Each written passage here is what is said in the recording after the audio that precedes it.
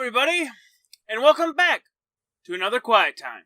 Today's passage is from Proverbs, chapter 16, verse 9.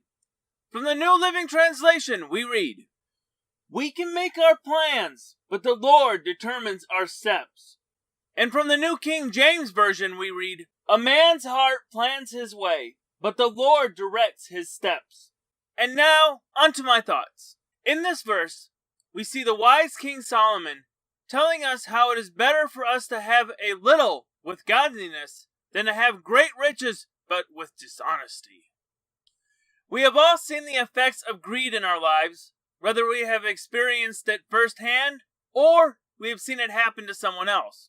In fact, there is a TV show on CNBC called American Greed that is solely about American leaders that have become greedy and have suffered the consequences of that greed. We as Christians, however, are not called to live in such a manner. Instead, we are called to freely give, rather than just see how much we can get.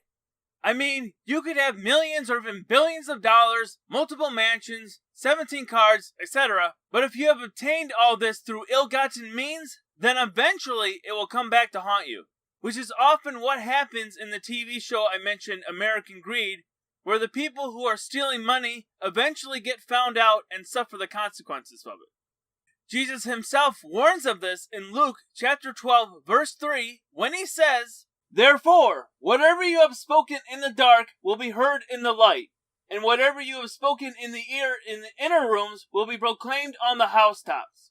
So as you can see, even though you may get away with stealing your way to wealth for some time, eventually your dark secrets will be exposed and you will suffer for it. That is why it is better to have a little, but living in a godly fashion, than to have a vast fortune, but constantly under the fear that we will be exposed.